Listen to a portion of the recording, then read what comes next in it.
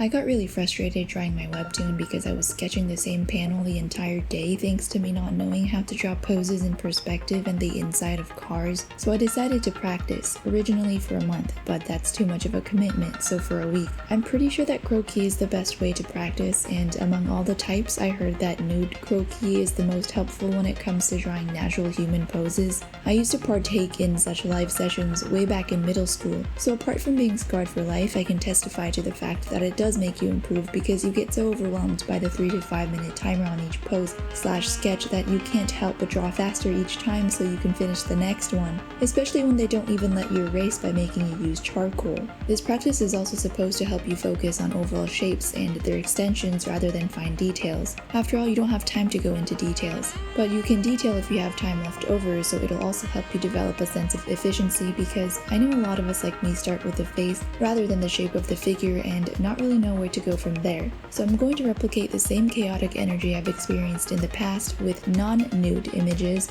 virtual charcoal, 5-minute timers, and the inability to flip, undo, erase, or paint with transparency because I'm a digital artist. The key is to move on to the next sketch after the timer is up even if you're not done, because then your mind will recognize that you're currently a noob and urge you to draw faster so you can finish the next sketch in time. My goal is to feel this constant urgency adding to my anxiety, thus speed drawing until eventually my timed speed becomes my default speed.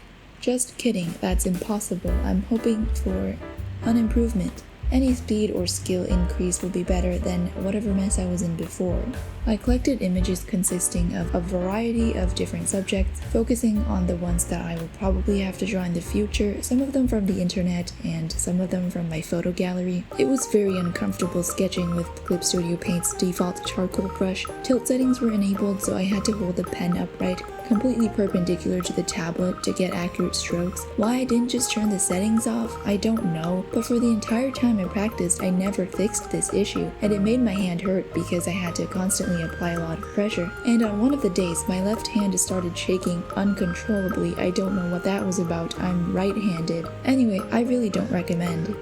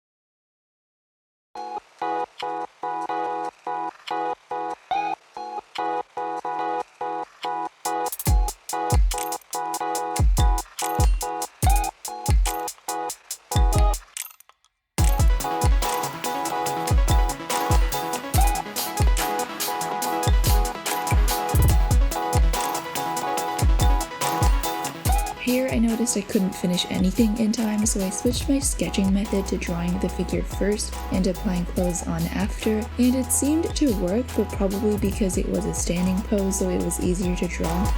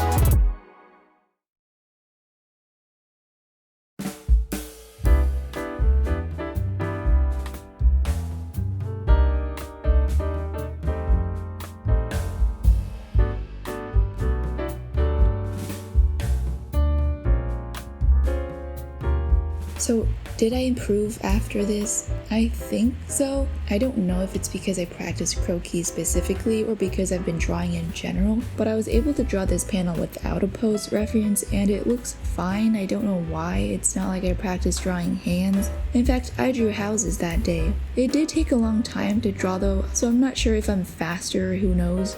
I admit I took like a 2-week break in between day 2 and 3, so if I improved, that's great, and if I didn't, I'm sure it did something to me. I don't think it's that important to practice consistently as long as you practice frequently. Making practice a routine might end up feeling like a chore, and that would not make you want to practice at all. I realized while I was making this video why I never practiced, to the point where part of the reason I make webtoons is to practice drawing. I really didn't want to croquis. I was excited the first 2 days, but after that it quickly became a hassle. But hey, practice makes perfect, and we can't get anywhere without sacrifice.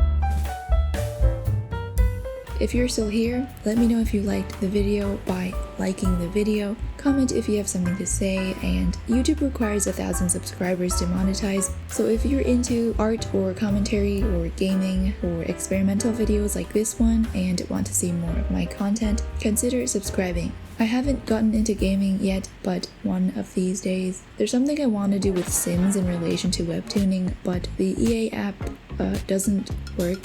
Also, I don't really care when you watch my videos as long as you watch them, but if you care when you watch them, make sure you change your notification preferences to get notified when I post, because you don't get any notifications by default. As always, thank you for watching, and thank you to my 14 subscribers for supporting me.